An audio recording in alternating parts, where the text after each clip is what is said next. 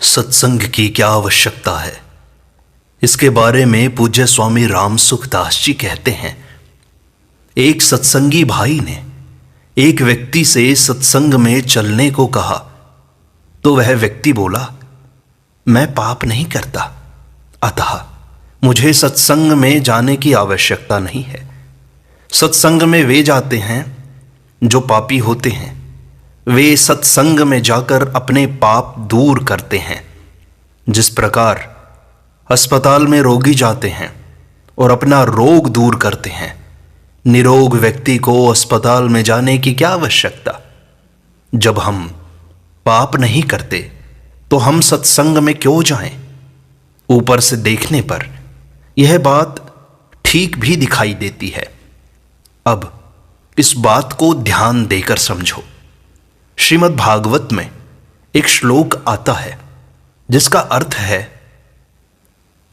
जिनकी तृष्णा की प्यास सर्वदा के लिए बुझ चुकी है, वे जीवन मुक्त पुरुष जिसका पूर्ण प्रेम से अतृप्त रहकर गान किया करते हैं, मुमुक्षु जनों के लिए जो भवरोग का रामबाण औषध है, तथा विषयी लोगों के लिए भी उनके कान और मन को परम आह्लाद देने वाला है। भगवान श्री कृष्ण चंद्र के ऐसे सुंदर सुखद रसीले गुण अनुवाद से पशुघाती अथवा आत्मघाती मनुष्य के अतिरिक्त ऐसा कौन है जो विमुख हो जाए, उससे प्रीति न करे। ध्यान देना, मनुष्य तीन प्रकार के होते हैं।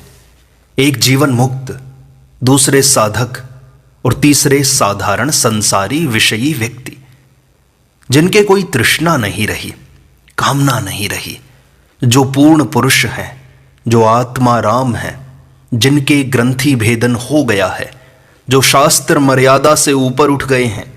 ऐसे जीवन मुक्त तत्वज्ञ महापुरुष भी भगवान की भक्ति करते हैं, भजन करते हैं और भगवान के गुण सुनते हैं। जो निरंतर भगवान का ध्यान करते हैं, वे भी ध्यान छोड़कर भगवान के चरित्र सुनते हैं। ब्रह्मा जी के 4 मानस पुत्र सनकादि हैं। उनकी अवस्था सदा ही 5 वर्ष की रहती है। वे जन्मजात सिद्ध हैं। ऐसे अनादि सिद्ध सनकादिक, जिनके 10 दिशाएं ही वस्त्र हैं, उनका एक व्यसन है। वे जहां भी भगवान की कथा हो वहां वे सुनते हैं। दूसरा कोई कथा करने वाला न हो तो 3 बन जाते हैं, श्रोता और एक बन जाता है वक्ता। इस प्रकार मुक्त पुरुष भी भगवान की कथा सुनते हैं। परमात्म तत्व में निरंतर लीन रहने वाले जीवन मुक्त पुरुष भी सत्संग जहां होता है वहां सुनते हैं। जो संसार से उद्धार चाहते हैं, ऐसे साधक भी सत्संग सुनते हैं ताकि सांसारिक मोह दूर हो जाए, अंतःकरण शुद्ध हो जाए, क्योंकि यह संसार की दवा है। जो साधारण संसारी मनुष्य हैं, साधन भी नहीं करते, उनके भी मन को, कानों को सत्संग की बातें अच्छी लगती हैं। सत्संग से एक प्रकार की शांति मिलती है, स्वाभाविक मिठास आती है।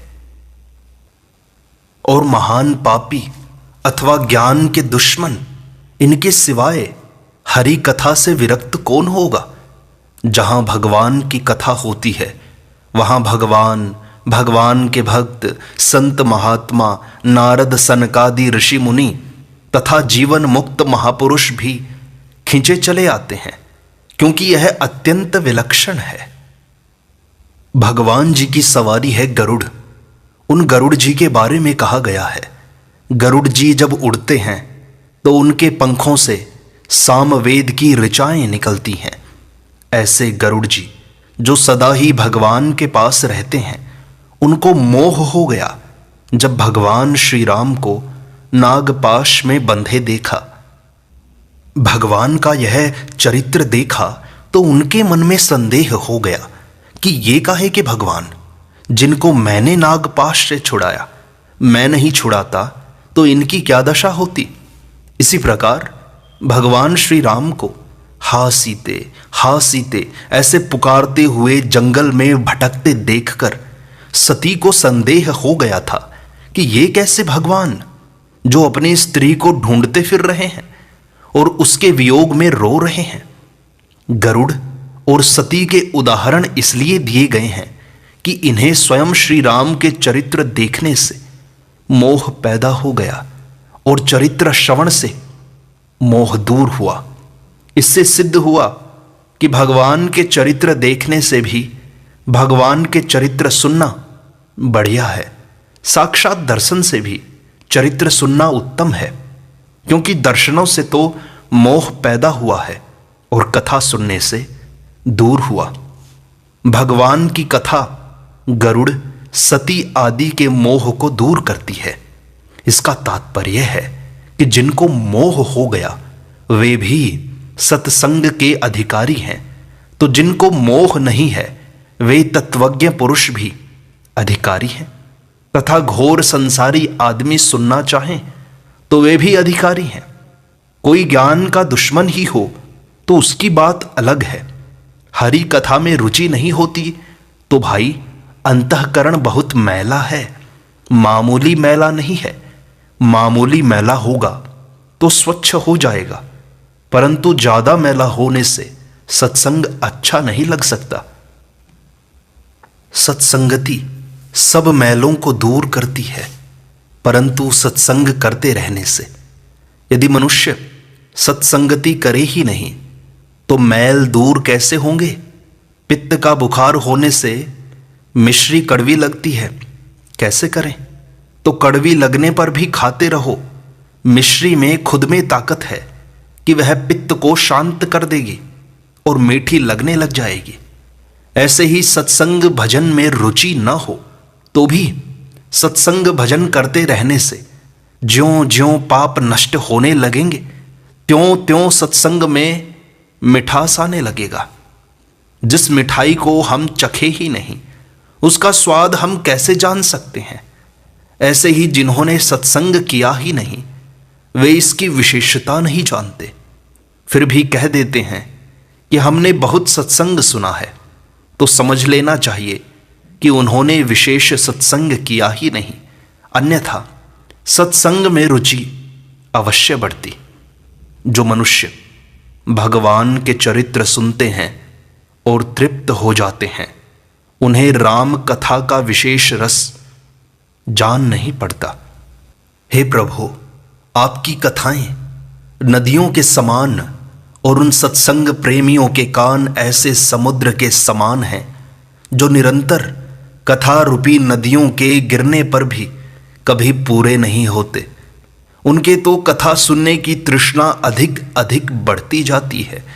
राजा पृथु ने भगवान की कथा सुनने के लिए 10,000 कान मांगे। पागल व्यक्ति जैसे संभाल कर नहीं बोल सकता, ऐसे ही संसारी पुरुष सत्संग में उल्टी सीधी बातें कहते रहते हैं। ऐसे लोगों के पैरों में पड़ जाओ, उनसे कहो आप पवित्र हो, बड़ी अच्छी बात है, आप सत्संग में पधारो तो सही। अन्य सत्संग में आने वाले लोगों को भी पवित्र करो, ऐसे कहकर उन्हें सत्संग में बुलाओ तो सही। नहीं आए तो उनकी मर्जी, गाली दे तो सह लो। जो गाली सुनाता है वह तो हमारे पापों को ही दूर करता है। सत्संग की महिमा कहां तक कही जाए। स्वयं भगवान शंकर श्री राम जी से सत्संग मांगते हैं। भगवान शंकर को कौन सा पाप दूर करना था, कौन सी साधना सीखनी थी जो वे सदा सत्संग ही चाहते हैं। भगवान शंकर को कोई राम कथा सुनाने वाले मिलते हैं तो वे सुनते हैं, और पार्वती जी जैसे सुनने वाले मिलते हैं तो वे सुना देते हैं। एक भक्त हुए हैं जयदेव कवि, गीत गोविंद उनका बनाया हुआ बड़ा सुंदर संस्कृत ग्रंथ है। भगवान जगन्नाथ स्वयं उनके गीत गोविंद को सुनते थे। भक्तों की बात भगवान ध्यान देकर सुनते हैं। एक मालिन थी, उसको गीत गोविंद का एक ही पद याद हो गया। वह बैंगन तोड़ती जाती और पद गाती जाती थी। तो ठाकुर जी उसके पीछे पीछे चलते और पद सुनने लगते। पुजारी जी मंदिर में देखते हैं कि ठाकुर जी का वस्त्र फटा हुआ है। उन्होंने पूछा, प्रभु, आपके यहां मंदिर में रहते हुए यह वस्त्र कैसे फट गया? ठाकुर जी बोले, भाई, बैंगन के कांटों में उलझकर फट गया। पुजारी जी ने पूछा कि बैंगन के खेत में आप क्यों गए थे? ठाकुर जी ने बता दिया, मालिन गीत गोविंद का धर गा रही थी, अतः सुनने चला गया था। वह चलती तो मैं भी उसके पीछे पीछे डोलता था, जिससे कपड़ा फट गया। ऐसे स्वयं भगवान भी सुनते हैं। क्या भगवान को कोई रोग है, व्याधि है, पाप है, जिसे दूर करने के लिए वे सत्संग सुनते हैं? फिर भी सुनते हैं ना। भगवान की कथा सुनने के अधिकारी भक्त हैं। ऐसे ही भक्त की कथा सुनने के अधिकारी भगवान हैं। जहां भक्तों की चर्चा होती है वहां भगवान स्वयं पधारते हैं। नाभाजी महाराज ने भक्तमाल की रचना की। उसके ऊपर प्रियदास जी महाराज ने कविता में टीका की। ये स्वयं ठाकुर जी का सिंहासन लगाकर उन्हें कथा सुनाते थे। उनकी कथा में अनेक धनिक लोग भी आते थे। धनिकों के आने से खतरा होता है। कुछ चोरों ने देखा कि यहां इतने धनी आदमी आते हैं, हम भी चल लें, और कुछ नहीं मिला तो चोरों ने ठाकुर जी की प्रतिमा चोरी कर ली। प्रियादास जी महाराज ने कहा, हमारे मुख्य श्रोता चले गए, अब कथा किसे सुनाएं? कथा बंद। ठाकुर जी चले गए, अब भोग किसको लगाएं? भोजन बनाना बंद। भूखे रहे, कथा भी बंद रही। उधर चोरों के बड़ी खलबली मच गई। वे वापस लाकर ठाकुर जी को दे देते हैं। जब ठाकुर जी आ गए तो स्नान किया। ठाकुर जी को स्नान और श्रृंगार करवाया, रसोई बनाई, भोग लगाया। उसके बाद कथा चली। जब कथा चली तो प्रसंग कहाँ तक चला ऐसा किसी को याद नहीं रहा। तब ठाकुर जी स्वयं बोल पड़े कि अमुक प्रसंग तक कथा हुई थी। इस प्रकार स्वयं श्री भगवान भक्तों की कथा ध्यान पूर्वक सुनते हैं। सूर्योदय होता है तो अंधकार दूर हो जाता है, किंतु वह बाहरी अंधकार होता है। किंतु जब सत्संग रूपी सूर्य उदय होता है तो उससे अंतःकरण में रहने वाला अंधेरा दूर हो जाता है। पाप दूर हो जाते हैं, शंकाएं दूर हो जाती हैं। अंतःकरण में रहने वाली तरह तरह की उलझनें सुलझ जाती हैं। राममया सतगुरु दया साधु संग जब होए, तब प्राणी जाने कछु रहियो विषय रस भोए। भगवान और भक्तों की जब पूर्ण कृपा होती है तब सत्संगति मिलती है। विभीषण ने हनुमान जी से कहा, हे हनुमान जी, अब मुझे पक्का भरोसा हो गया कि भगवान जरूर मिलेंगे। आप मिल गए हो, इससे मालूम होता है कि श्री भगवान ने मुझ पर विशेष कृपा की है। भगवान विशेष कृपा करते हैं तभी अपने प्यारे भक्तों का संग देते हैं। सत्संग से बहुत शांति मिलती है। मुझे कई भाई बहन मिले हैं, उनका बहुत समाधान हुआ है, शांति मिली है। सत्संग में सबके लिए उपयोगी बातें मिलती हैं। तत्वज्ञ, जीवन मुक्त, साधक, संसारी, विषयी समस्त आदमी इसके सुनने के पात्र हैं। जब भी सत्संग सुनने को मिल जाए तो समझना चाहिए कि भगवान ने विशेष कृपा की है। भगवान ने मनुष्य शरीर दिया, यह कृपा की। उसके बाद सत्संग दिया, यह विशेष कृपा की। ऐसी कृपा का लाभ हमें लेना ही चाहिए। दूसरों को भी जो लेना चाहें तो सत्संग देना चाहिए। भरा सत्संग का दरिया, नहा लो जिसका जी चाहे। हजारों रत्न बेकीमत भरे, आला से आला हैं। लगाकर ज्ञान का गोता, निकालो जिसका जी चाहे। सत्संग रूपी दरिया, इसमें बहुत बढ़िया बढ़िया रत्न है। इसमें ज्ञान की डुबकी जितनी लगाएंगे उतनी ही विलक्षण बातें मिलेंगी। सुनने से तो मिलती ही हैं, सुनाने से भी मिलती हैं। सुनाने में भी ऐसी ऐसी विलक्षण बातें पैदा होती हैं कि बड़ा भारी लाभ होता है। ऐसी कई बातें हमें सुनने वालों की कृपा से मिलती हैं। संत समागम हरि कथा तुलसी दुर्लभ दोए, सुत दारा अरु लक्ष्मी पापी के भी होए। भगवान की कथा और सत्संग ये दो दुर्लभ वस्तुएं हैं। पुत्र, स्त्री और धन तो पापी मनुष्य के भी प्रारब्ध अनुसार होते ही हैं। रावण का भी बड़ा राज्य था, यह कोई बड़ी बात नहीं है। बड़ी बात तो यही है कि भगवान का चिंतन हो, स्मरण हो, चर्चा हो तथा भगवान की तरफ लग जाएं। संतों ने भी तो मांगा है, राम जी साधु संगत मोहि दीजिए, वारी संगत दो राम जी पल भर भूल न होए। महाराज सत्संगति दीजिए जिससे आपको क्षण भर भी भूलूं नहीं। सज्जनों, सत्संग से जो लाभ होता है वह किसी साधन से नहीं होता। साधन करके जो परमात्म तत्व को प्राप्त करना है वह कमाकर धनी होने के समान है। किंतु सत्संग सुनना तो गोद में जाना है। गोद चले जाने से कमाया हुआ धन स्वतः मिल जाता है। संतों ने कितने वर्ष लगाए होंगे, कितना साधन किया होगा, कितनों का संग किया होगा, उन सब का सार आपको 1 घंटे में मिल जाता है। गोद जाने में क्या जोर आवे साहब। आज कंगला और कल लखपति, वह तो कमाए हुए धन का मालिक बन जाता है। सत्संग के द्वारा ऐसी ऐसी चीजें मिलती हैं जो बरसों तक साधन करने से भी नहीं मिलती। इसलिए भाई, सत्संग मिल जावे तो जरूर करना चाहिए। इससे मुफ्त में कल्याण होता है, मुफ्त में।